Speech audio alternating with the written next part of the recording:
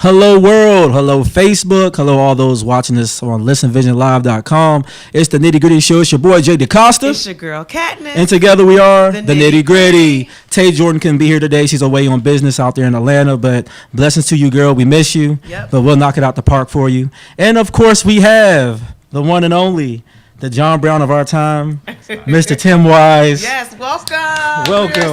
Welcome. We're really excited. We've been talking about this show all week. When we first got in touch with you and found out that we'll have you on, we were like just busting at the seams because this show covers so much of what you talk about, and just having Pastor Robert Lee on and just you to follow up shortly after that, that's a huge thing for us. So excited to have you on today. Glad to be here, definitely. And for those watching, if you don't know who Tim Wise is, maybe you don't watch enough news. I don't see how you could watch any news and not have seen his face in the last decade. But for those that don't know, he's an author, anti-racist essayist, an educator, Tulane University grad. As I said before, he's like the John Brown of our time. You've been active in activism since your college years, back in the early 80s. Has written over 7 books, where I think it's closer to 8 now. Depends on how you count them, but yeah. 8 books. And some of these books you may know are Colorblind, Between Barack and a Hard Place, and of course you just re-released White Like Me. And I also have one of his books here, Under the Affluence, that just came out not too long ago itself, back in 2015. A year and a half ago, Yeah. So still a fairly new book. If you haven't read it yet, please check it out. And of course you've been all over the news, MSNBC, NPR, ABC's 2020, CBS's 48 Hours. I don't know if there's too many places you haven't been. And you got your own thing coming out now, Speak Out with Tim Wise. Yeah. Your own podcast. Launching that actually tomorrow is the official launch date. So awesome. Folks can check that out definitely on Facebook, on Twitter. Speakoutnow.org/Speak Out with Tim Wise is the official site. So yeah, absolutely. Awesome. So yeah, definitely excited about everything you're doing. And of course now you're here on the Nitty Gritty Show. Yes, so that's pretty awesome. That's what's really important, for sure, man. Yeah. We're all for it. And of course, like, this is when we always do a How Was Your Week? So I'll start with you, Kat. How was your week? My week was good. We just finished up the fiscal year. For anybody who understands working in DC, it's a pretty big deal when you finish up the fiscal year. You got to pump out reports, and I pumped out 9 reports. Exhausted, but we're looking good. There has been a major improvement comparing last year's fiscal year to this past fiscal year, so it's a good week. And how about you? How was your week? I mean, it's been fine. It's stressful because I'm trying to get this podcast, and this is why I appreciate and respect what y'all do, because I know how difficult. I know how difficult it. And this is like a live video stream too. I'm only doing like one mic in my basement. It's like a dungeon. It's like it's a lot easier than this setup, and it's about to kill me. But it was a good week because trying to get all the different moving parts in place, social media in place, all the feeds, make sure all the links work. Mm-hmm. It's stressful. But, we understand. It is stressful, and it's one of the reasons I on the one hand, I was like, why didn't I do this 5 years ago? And now I know why I didn't do this 5 years ago. It's a lot of work, but it's rewarding though. It's good. How about you? Well, I can't complain. I always joke around and I say, but I'm not joking because I really feel that way. I always say I'm the man in these streets. I work really hard. We do a lot of work here with the Nitty Gritty. My 9 to 5, I work hard there. I'm in a sales environment, and we just came off a fiscal year. So end of the month, end of the quarter, got a chance to knock one out of the park. That was a big deal for me. So yeah. So it's been a good week. It's been a busy week. But, a triumphant week, so I can't complain about that. And ending it on a high note, because we have you on the show, so I'm excited. Yeah, so, of course, we always do our to hell withs and our blessings, too, starting with the to hell with, and I feel like this is a running theme. It's not going to change, man. And I hate to give him energy. But you have to call it out. You have to call it out. So, of course, Donald Trump.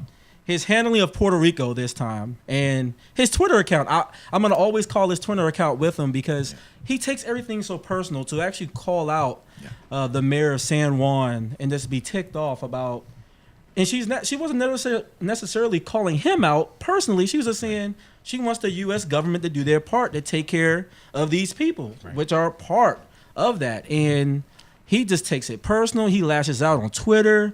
Just very unprofessional, doesn't respect the office, and to hell with that, right?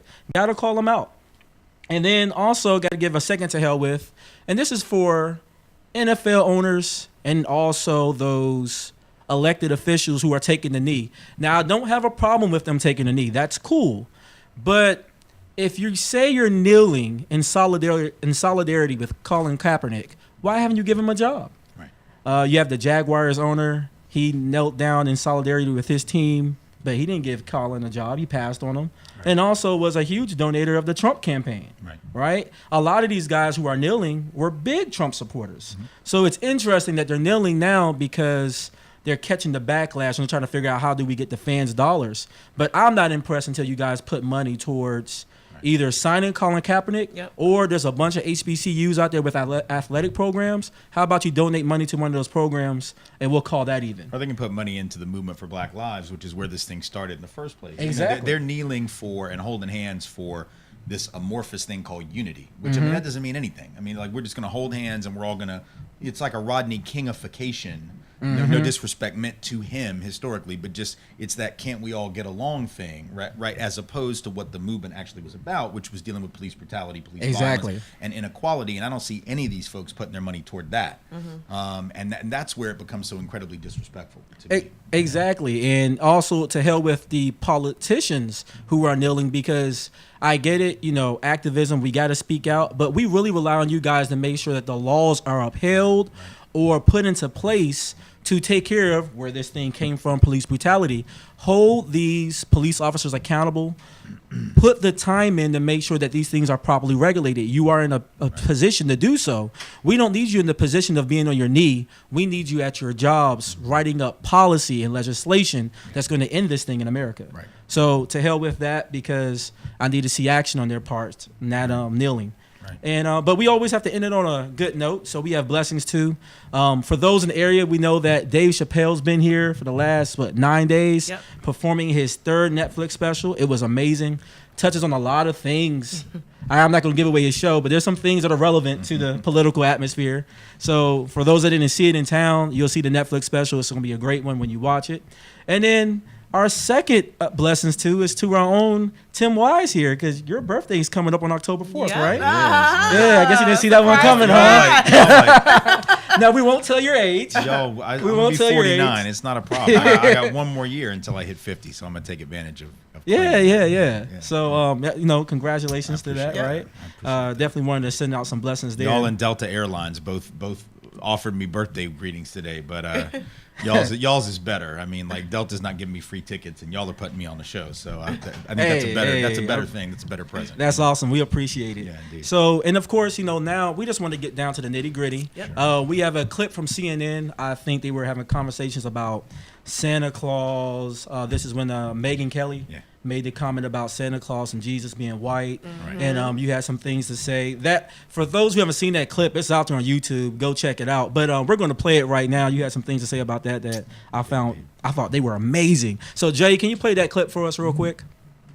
Yeah. First of all, a Dartmouth graduate just said she believes in Santa. That's number one. Number two, and perhaps the more important point, Megyn Kelly did not say this is my Santa. This is my belief. She said, "Hold on a minute, wait, let me finish. This is not one of your TED talks. Let me finish my comment." Yeah, let him finish. What Megyn Kelly said was very simply, quote, "Santa is white," end of quote, and so is Jesus. So I think the real issue is, you know, if you want to make a joke about Santa's whiteness, here's a way to do it that would not presume white normalcy or that white is the norm. You could say, for instance, and I would, that if there were Santa, he'd have to be white because no black man could break into millions of homes, even if he was bearing presents, and not be shot by some neighborhood watch captain. That's a way to be funny, but Fox News would never do that because that would presume that they had to admit racial profiling and racism were real. So there's that. I think the real issue is that she made a statement of fact, not for her own opinion, but fact. There's a difference between believing in Santa and believing in Jesus or the Buddha. Buddha did not come from Kansas. Jesus was not born in a manger in central Pennsylvania. He was a man of color,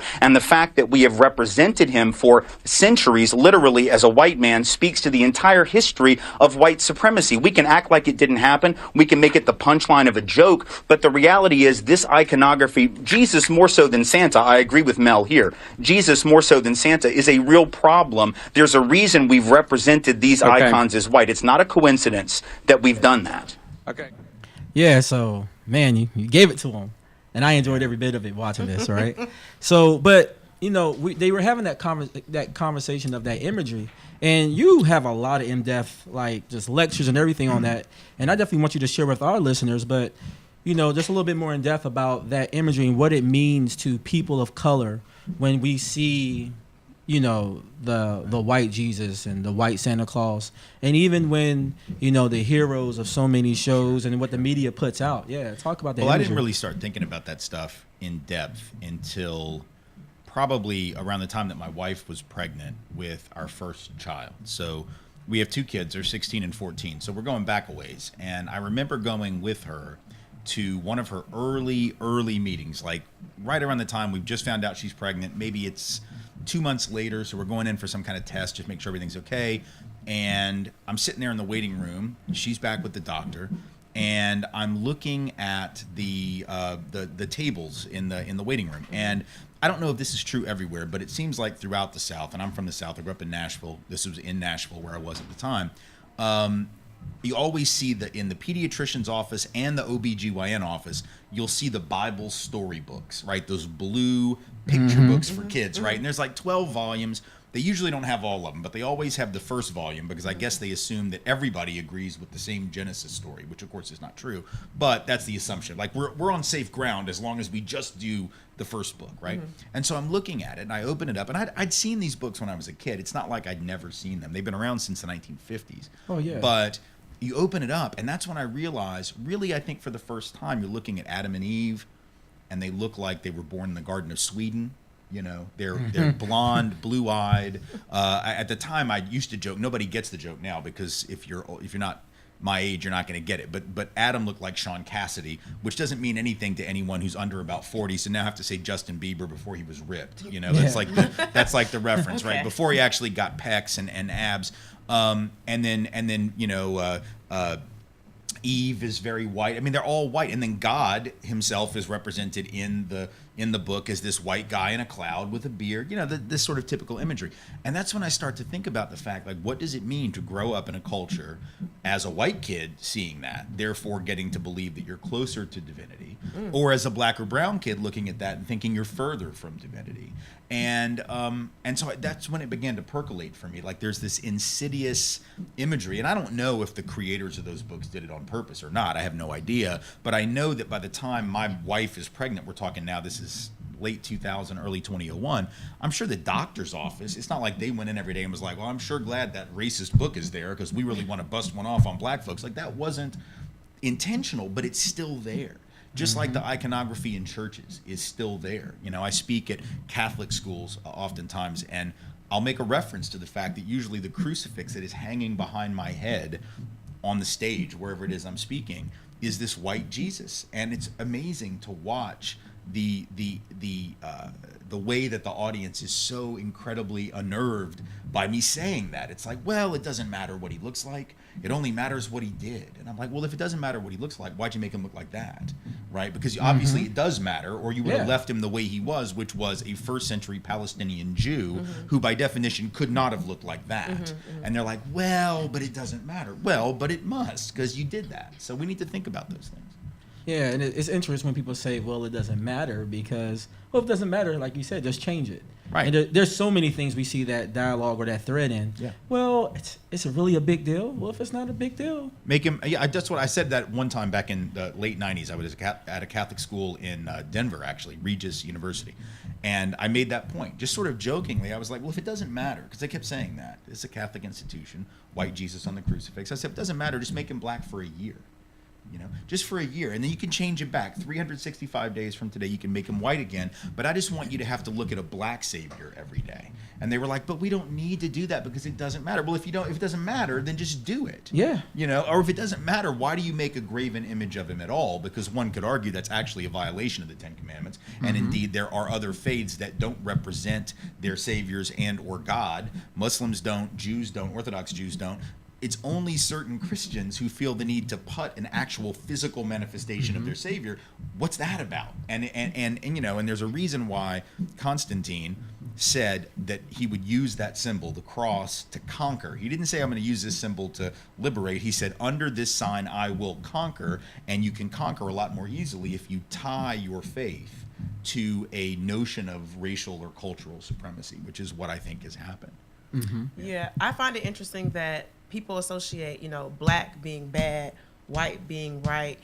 Even when it comes to social injustice, it's like with black people, you are guilty until proven innocent. But Right. I feel like sometimes when you're white, you're innocent unless proven guilty.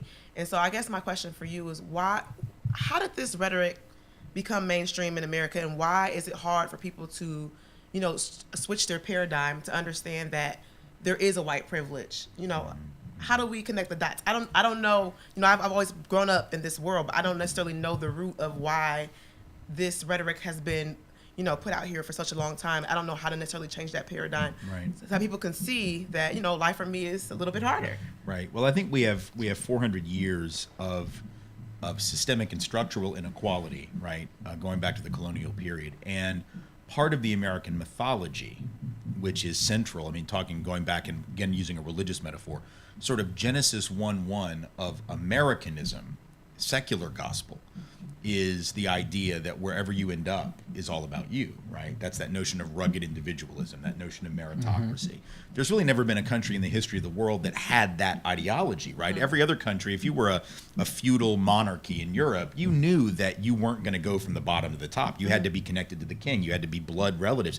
So in this country, though, we create this mythology that, hey, anybody can be the king, quote unquote. Anybody can be on the top. And so if you believe that, and we are taught that, every one of us is taught that at some level, and you believe it, then what happens is if you see white folks at the top of that system, the ideology of Americanism is telling you, well, they must be better. That's why they're there. After all, if they're there, they are the best by definition. And if you see black and brown folks at the bottom, you assume, well, they must deserve that, because if they didn't, they would be on top. And so ultimately, sort of racist thinking, stereotypes, and the denial of privilege flow very naturally from the core ideology of Americanism. And so does sexism, because if you have men disproportionately here and women here, you're going to assume that male domination is natural. If you have rich here, regardless of color, and poor here, same thing. You assume, well, poor people, even, right, this is what I talk about in the book, the idea that poor white folks in Appalachia, they must be lazy too. And the rich folks like Donald Trump, the rich folks who are much richer than Donald Trump, must, 37 people in this country have the same amount of wealth as the bottom half of the population. Now, at some level, I think all of us know there's no way 37 people have worked harder than the bottom 150 million people, right?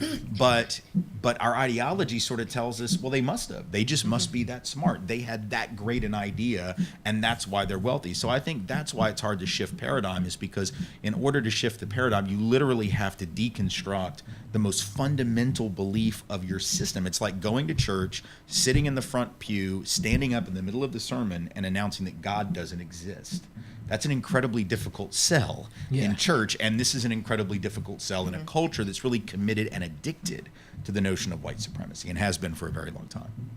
Yeah, and when you talk about that addiction to white supremacy, something that I think about is, because, like, for instance, like you said, like the doctor's office, they didn't intentionally probably have this malice decision to say, yeah, we're gonna kick at black people's pride and shoot them down a little longer, because, like I said, we come, like, as you said, we come from a system of creating this dialogue and this paradigm that we now live in, right? Yeah. So with that, because I've heard you say on other podcasts about how people try to ask if you're racist or whatever, but you're saying, like, and I think what you're trying to get at is, in this system we live in, we all have these internalized thought process on racism. Yeah.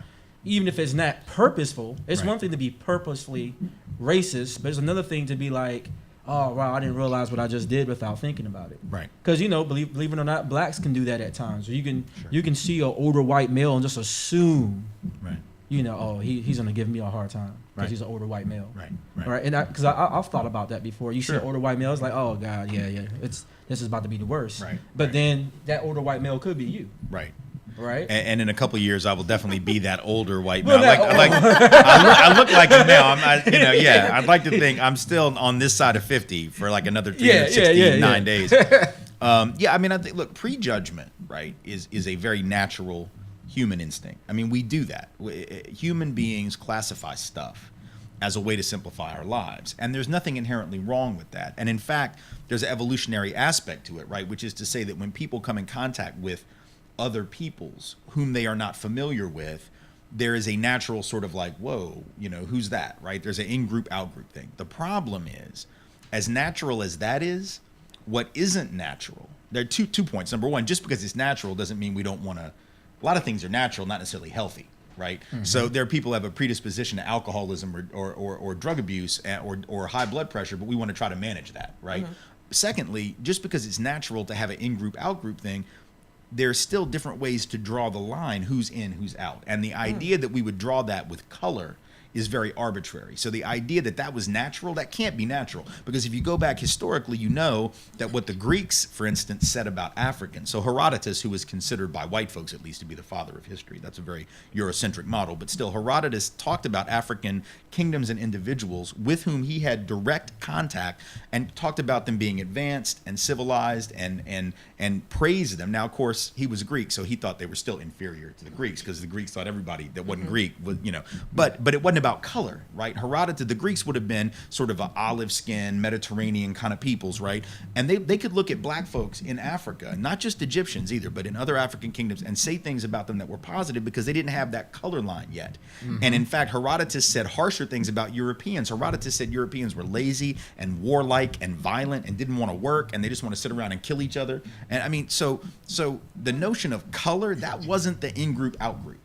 It was only really, to be honest, in the colonies of what would become the United States of America that color becomes the main dividing line. If you ask yourself why, it's rather obvious. If I go and am involved as Europeans in the theft of human beings from the continent of Africa and then bringing them to the quote-unquote New World, whether it's what will become the United States or what's the Caribbean and Central and South America, if I'm bringing folks to the Americas for that purpose, I have to come up with a reason for why I'm doing that, right? Because at the same time that all that's happening, we got all these ideas percolating about life, liberty, and the pursuit of happiness, about the notion of liberty, equality, and fraternity. So if I'm telling you all men are created equal in one form or another, I'm using those kinds of terms, and yet I'm not treating everyone equally, I have to decide these people are not men or human beings, right? And so ultimately, you get this edifice that is created by necessity. So the in-group, out-group thing may be natural, but the fact that we've decided what makes you in is this and what makes you out is that is a decision that was made so as to justify power and so as to justify the imbalances of power. We could just as easily, if you think about it evolutionarily, if I'm in one tribe and you're in a different tribe and we come into contact with each other, the only thing that really ought to matter is I need to get with the tribe that's stronger and faster because I'm trying to outrun a lion or whatever the hell's trying to kill me, right? And so in some sense, like, I need to be with the people that are stronger and faster, whoever they are. I don't want to be with the slow group, whoever they are. I don't want to be with the weak group, whoever they are. But instead, we didn't do it that way. We didn't say, like, I want to be with the tall folks because they can do this, or I want to be with the stronger folks. We just said, in the last 500 years, 400 years, let's make it about color. That is an arbitrary decision. Mm-hmm. Go ahead, Kat. Yeah, I have a question. I'm changing gears a little bit here. Now, a lot of my friends always say, Tim Wise, he is a woke white guy. Woke meaning you understand, the world we live in. How did you become woke? Like, did you have an experience or an event? Like, how did you become the Tim Wise that we know, who knows so much about Black culture, understands about white privilege? Well, I mean, let's be very transparent. The process of wokeness is a dangerous one as applied to white people. And the reason I say that is not that it can't happen, and I'm flattered by the and I joke about it that I was in the 8 wokest white people according to the Root, but I joke about the fact that they only could find 8. Like who stops at 8? Like, can't you find 10? Apparently not. Like, there's only 8, and I was actually number 8. So I don't know if that was like I was the 8th out of 8, or it was just maybe it was alphabetical. I don't know. But my point being, it's a dangerous concept, and the reason it's dangerous is that wokeness is an ongoing process, right? It's not this finish line. It's not like, okay, so you learned some stuff, now you know some stuff, now you're woke. Like, it is a constant process of unfolding and evolving and growing. And so I'm learning different things every day. The podcast that I'm getting ready to launch, the people I'm talking to, I'm learning stuff from them every day. And I've been in this for a really long time, but I'm learning things from people that are half my age. I'm learning things from my own children who are 16 and 14, just based on their experiences in the world. So I think it's an ongoing process. For me, what began the process was certainly childhood experiences. I grew up in Nashville, Tennessee. I went to preschool at a historically black college at Tennessee State. So I was in an early childhood ed program at TSU, where all of the people that ran that program, or most of them, were black women. Most of the kids that I was in class with, all but 3, were black children. So at 3 and 4 years old, my peer group's mostly black. And I realize every white person says they have black friends, and most of us are lying. But like when I was that age, I didn't have anything but. That was pretty much my entire peer group. And then authority figures, mostly black women. So if I'm being subordinated to black authority at the age of 4, and this is 1972, imagine 22 years later, 21 years later, and I'm a community organizer in New Orleans, and the women I'm working with are mostly black women. And they're telling me what their lives are like. They're laying it out for me. They're like, here's what's going on in our community. This is what we need to work on. I'm not going to question their wisdom because I learned at the age of 4 to listen. I learned to respect black authority at an age where very few white people have ever had to respect black authority.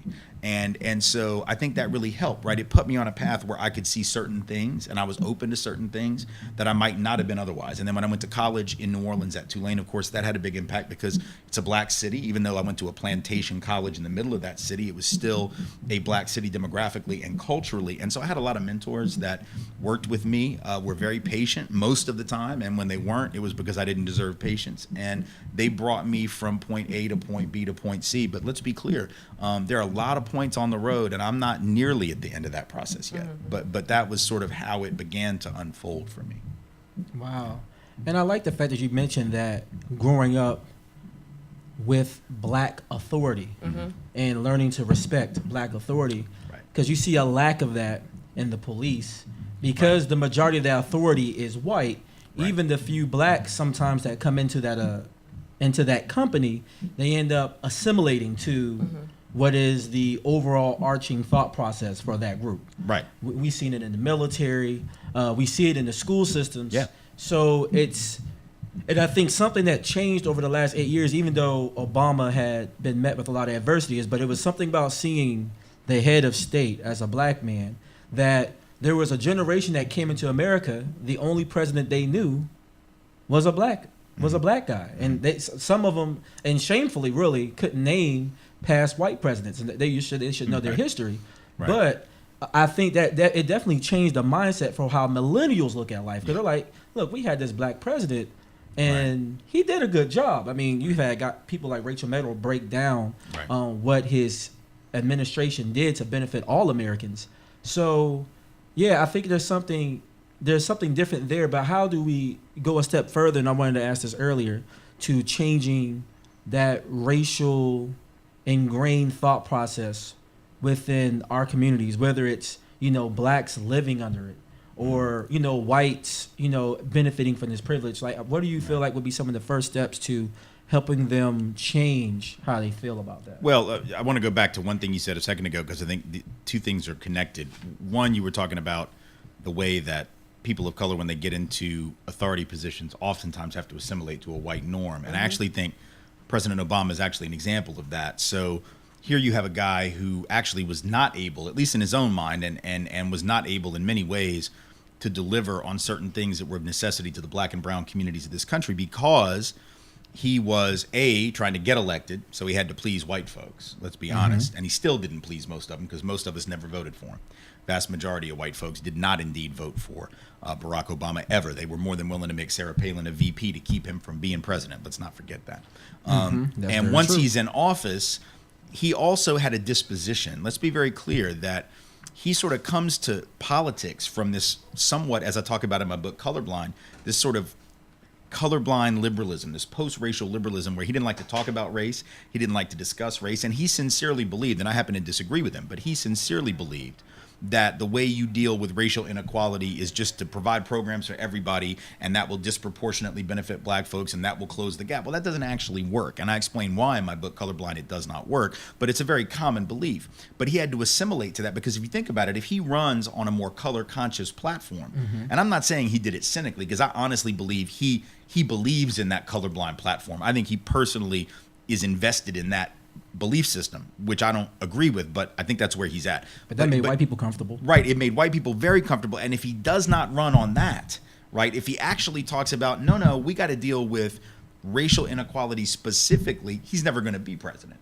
So even that forced him into an assimilationist mode. So the first thing we have to do is we have to acknowledge the way that people of color are by definition almost required to please white folks in order to obtain whatever measures of access and opportunity and power they have generally attained, because that tells you the measure of who really has power. It's one thing to have people of color in positions of power. There are plenty of positions of power that don't necessarily have real power. And if I'm in a position of power, but you can still check me by virtue of your superior numbers, your superior amount of money and wealth. You know, I mean, if right now the median black household has like 1/12 the wealth of the median white household, the fact that you got a handful of incredibly, extraordinarily rich entertainers, athletes, a handful of folks who are popular culture icons, doesn't change the fact that that is not remotely representative of the larger black community. Those are everyday folks who are not being treated like this, who are not experiencing life like this,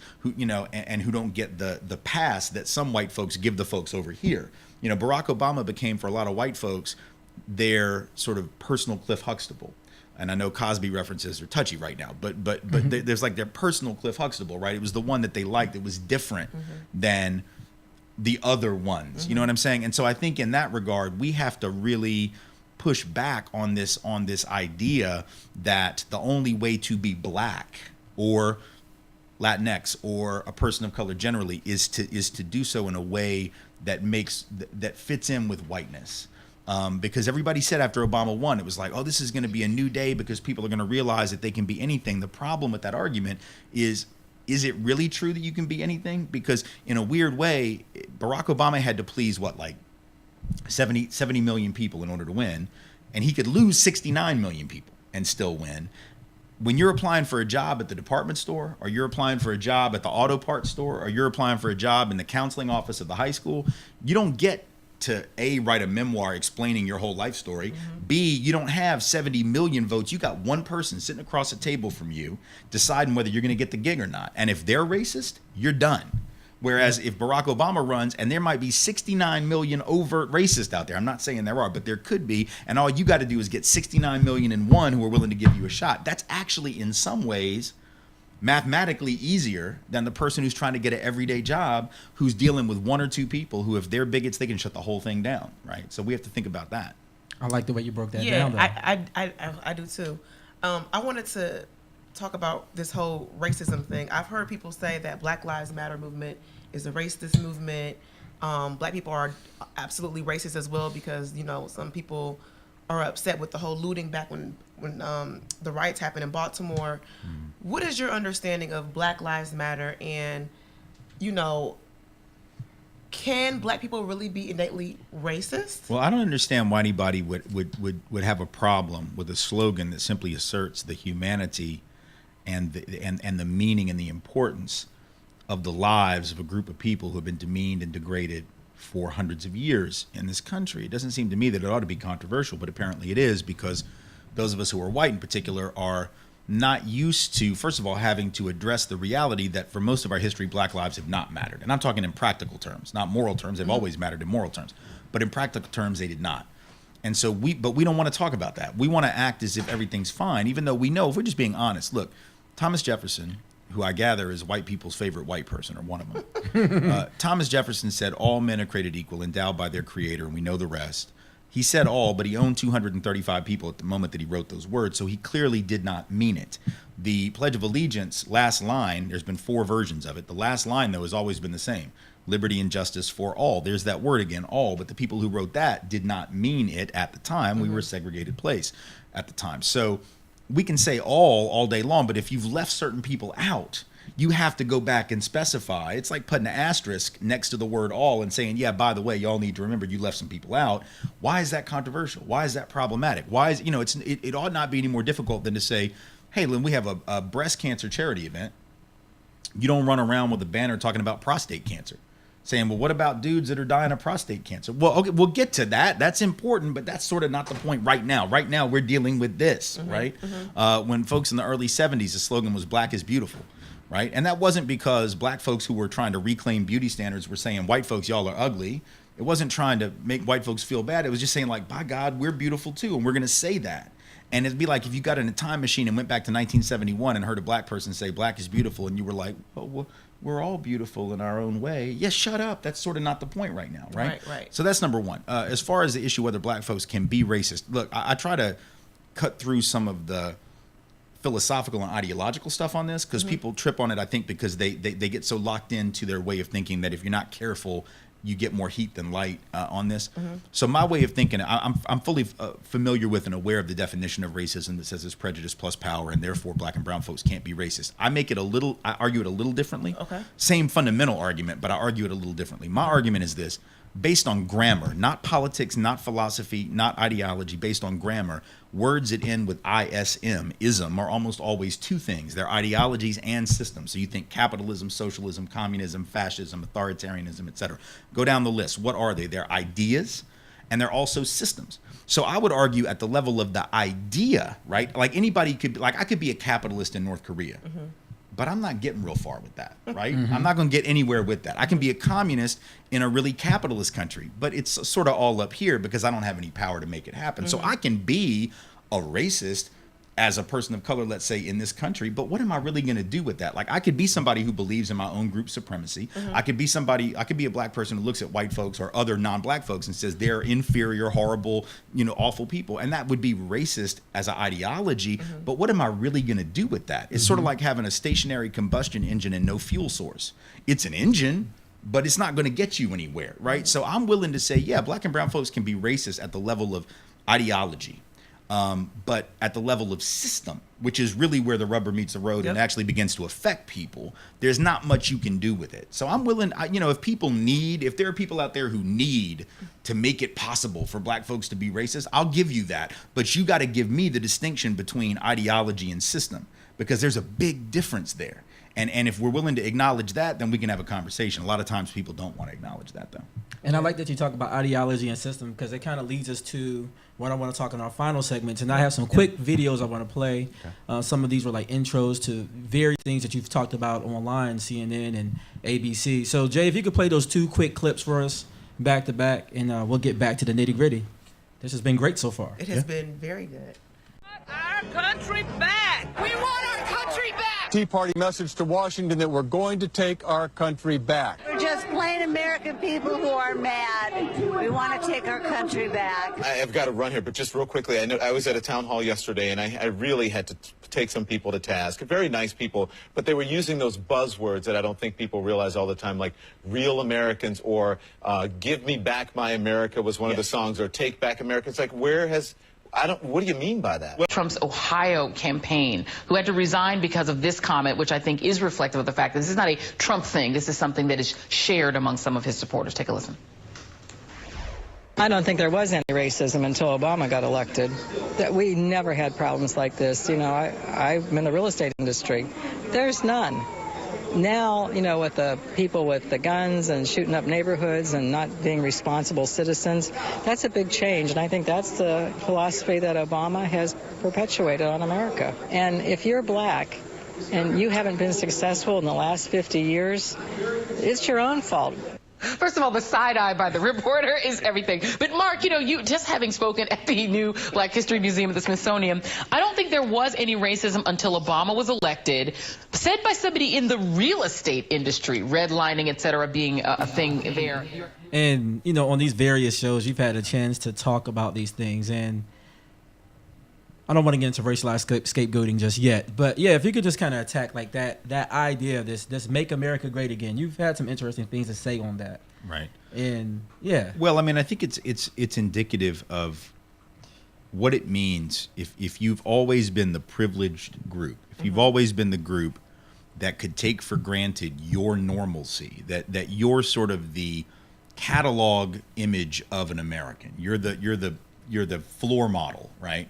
You're the textbook definition. And all of a sudden, over a period of 30 years or so, the culture begins to change, right? So, I mean, I'm old enough to remember when MTV, for instance, first of all, I'm old enough to remember when they played videos, which they don't do anymore. But I'm also old enough to remember when they did not play black music, quote unquote, right? And I remember when Michael Jackson and maybe Prince, but only maybe one or two videos, were the only black artists who they played. Now popular culture 30 years later is thoroughly multicultural, right? To where you could look at some kid's iPod in rural Iowa and it's going to have a mixture of musical styles and tastes. So the popular culture has shifted. The demographics have shifted, right? We know within 30 years, half the country is going to be people of color, half are going to be white. The economy has shifted to a global economy that is now beginning to hurt white folks the way it's been hurting black and brown folks. Manufacturing jobs started leaving the cities in the early 70s, didn't really hit a lot of white spaces until the last 15 years, 20 years. So now you got white folks feeling economically insecure, you got white folks feeling culturally challenged, demographically challenged, and you had the black president with the exotic name, right, quote unquote. So you get all that together, and you get this sense that white folks have of losing something special, right? This idea, and what I mean by that is, there are a lot of white folks who have no problem with people of color being part of America, as long as we're the center. It's sort of like, yeah, we don't mind a little diversity, but don't forget white folks are the sun, and the rest of y'all are some planets that orbit the sun, but don't ever forget the sun is the giver of all life. And as long as folks play by our rules and defer to us, we have no problem with y'all being around. But we want you to remember who the center is. And I think what's happening right now is whiteness is being decentered, which it has to be if we're going to uproot white supremacy, and we're actually having to share as equals. And if you've been used to 90%, equality feels like oppression, right? If you've been used to 80%, having to make do with 62.5, which is what white folks are, is like the end of the world, right? And I think that's what we're dealing with when those folks say they want their country back. That's what they mean. They want to go back to a time. They're not necessarily talking about slavery, and they're not necessarily even talking about segregation, but they are talking about a time, although I think some are, but I think they're talking about a time when whiteness was unquestioned, when male domination, Christian domination, straight domination, all of those things were just taken for granted. And that's why when you see the hat that says "Make America Great Again," I mean, the irony, right, of this whole NFL protest thing we're seeing, you got a black man, Colin Kaepernick, and other black athletes mostly, who are saying, in order to make America great, not again, but for the first time, we got to deal with police and violence and criminal justice, racism, and that's not allowed. But if you have a white man whose entire slogan is about America sort of sucking wind, which if I tell you make America great again, what I just told you is America needs changing. America is flawed. America is broken. America needs to be fixed. White people can say that. As long as you're coming from the right and you're a white person, you can say America's horrible. We're falling behind. We got to fix it. But if you're a person of color and you express any kind of criticism, then you're ungrateful, right? And so that's what those folks are saying is we want to go back to a time when our prerogatives, our centrality, our way of understanding the world was not questioned. And we can't go back to that. And young people, thankfully, don't want to go back to that. Young people want to look forward. These folks want to look backward. And that's what our choice is. We're either going to make America great for the first time for everybody, or we're going to go back to a time when it was only great for a very narrow sliver. And I like that you bring that up. Did you have a question, Kat? I'm sorry. Well, I wanted to speak to you. Surely you probably have faced some challenges or some opposition because you do speak out against racism. And we have a few white viewers who, want to be allies, but many of them are, I think, scared. Even Pastor Lee spoke about, a lot of these conversations happen at the dinner table with checking your family. It starts kind of from the home base first. Can you offer some advice with what you deal with possibly when you face opposition and challenges? Well, on the one hand, I'm really fortunate to have grown up in a family where I didn't have, I'm always fascinated by the stories about the proverbial Thanksgiving table, right? Where it's like, what do I do? My crazy uncle's coming over for Thanksgiving and I don't know how to deal with his racism. And I'm like, wow, I didn't have that uncle. So I'm really lucky that I didn't have that kind of drama, right? I had a family that was overwhelmingly like-minded and brought me up the way I am. I'm not saying there was no racism, but it wasn't that kind, right? But on the other hand, what I have learned, just sort of dealing with average everyday people, if not family, is that when you're dealing with folks on a one-on-one level, it's different if you're, when I give talks in front of 1,000 people, I can just get up and preach. I can do what I want to do, and I'm not really concerned because it's not personal, right? I'm speaking to 1,000 people, and I'm just going to say what I have to say, and you're either going to like it or you're not. I try to make it accessible, but I'm not really overly focused on it. But if I'm sitting across the table from you or 4 people, and we're having an intimate conversation, I want to reach you. I don't want to, preach at you because it's going to be weird, and you're going to get uptight, and it's odd. So what I always recommend people do in those smaller group sessions, and this might even be like a classroom session, not even just family, but if you're in a classroom and something goes sideways and somebody makes a comment, I feel like the best way to do it is try to think about all the things that you would say ahead of time if something came up, and then figure out a way to say it in the form of a question, right? Because if I ask you a question about what you said that is challenging what you said, but it does it in a way that doesn't sound like I'm looking at you and saying like, what kind of idiot are you for saying that racist nonsense? I mean, sometimes you just have to say it like that. Sometimes you just have to call folks out, and it's just it's today's the day. But there are other times when if you say something really absurd, I can look at you and I can say, well, now wait, why would you say that? Or where'd that come from? Or where did you get that information? And what we know from some of the research is if you ask a person to clarify what they just said, particularly when it's nonsense and you know it's nonsense, they almost always, in the process of trying to clarify it for you, they almost always out themselves as not knowing what they're talking about. Like you'll actually see, I've heard people say really racist, absurd things, and when I ask them about it, they actually change their story.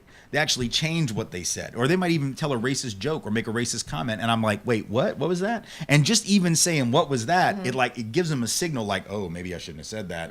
Oh my God, what do I do now? And then all of a sudden they either take it back or they're like, oh, I didn't mean it like that. So at some level, even just a process of asking pointed questions, right, rather than just going in on somebody, is a way to get them to maybe rethink. And for white folks in particular, when we do that with our people, the reason that's so powerful is I think white folks principally share those racist jokes, those racist memes, those racist comments because they think they can. Right. So if I think that I can say that to you as another white person and you won't challenge me, same thing with sexism. Guys will make sexist comments about women in front of their boys because they think they won't get challenged by them. And the minute that one of those guys actually is like, wait, time out, that's not okay with me, then it's like that guy all of a sudden is thinking, oh, wait, now, next time I'm around these guys, I got to maybe think differently. And that's actually a really powerful thing, whether it's race, whether it's gender, whatever it is, right? So I think for white folks, just that first time that you challenge some of that nonsense actually has a potential to change that person, and not just the way they act around you, but now they got to wonder every time they're around another white person, like, oh my God, maybe I can't get away with saying these things. And over time, if you don't say those things as much, you get out of practice. And, anti-racism takes practice, and so does racism. And if you don't get in your practice, you're not as good at it. So if I can interrupt your practice, I'll do that, I like that. Yeah, And I do too. yeah, and one thing we always do with the show, we always like to end on the note of solutions. And I think you've been giving great solutions the whole time, but 5, I wanted to go in as we use this, I guess, to kind of close ourselves out. You gave 5 tips for white America to improve race relations.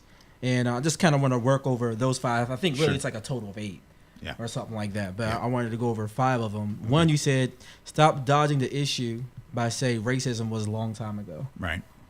That's that's self-evident, right? Just acknowledging, first of all, that the past affects the present. We all learned about inertia in school. Inertia says energy, continues, or objects in motion. That's actually the first law of thermodynamics, or the second law. I always get it confused. But the idea is, like, if I roll a ball in that direction, it's going to keep moving until it meets another object that stops it, right? And inertia also works in history. So that which happened in the past affects the present until it is stopped. Plus, there's ongoing discrimination. All the evidence says that. So we need to stop trying to put that in a time capsule and act like it started here and it ended here. Because my thing has always been, look, if racism ended, I'm thinking that would have made the news, right? Like that would have been on the front page. That would you would have seen. You could Google that. You'd be like, what day did racism end? And it would pop up. And that hasn't happened. So to that extent, we just need to stop pretending. So that's number 1, right? And then number 2, you said, assume that people know their own lives better than you do. Right. So when white folks are challenging people of color's narratives or their stories or their experiences, that's like us saying that black and brown folks don't have enough sense to actually intuit their own lived experience. Now, you may not mean to be a racist by saying that, but by definition, if I tell you that you are in effect irrational as a black person or as a Latinx person or any person of color, then I'm saying that I, as a white person, have superior insight into your life. That is a fundamentally supremacist thing. And we would recognize that, like, if you were telling me that you had been molested as a child or abused as a child, and I was like, no, you weren't. Be like, what kind of horrible human being are you that you're denying my experience? But we do that every day. We do that every day with race. Great point too. And then number 3, you said, and this is one I call out a lot, but the classic, I have a black friend.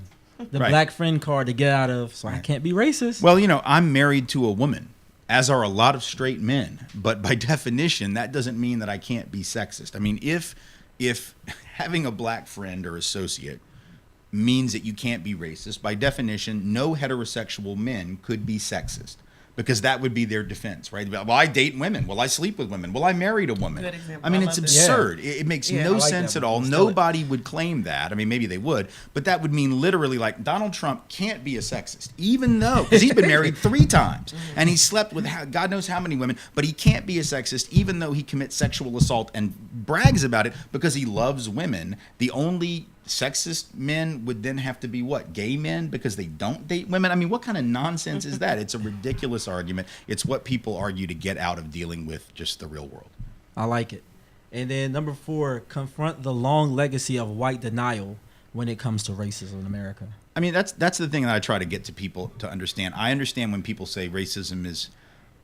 I understand when young people, for instance, right, the ones you referred to earlier, some of the millennials who might look around and go, well, all we've ever known was a black president, and we see all these black icons and pop culture icons. So to them, I sort of get it. Like if you're 18 to 22, I can see as a white person why you might not know, and you might just look around and go, but isn't that over?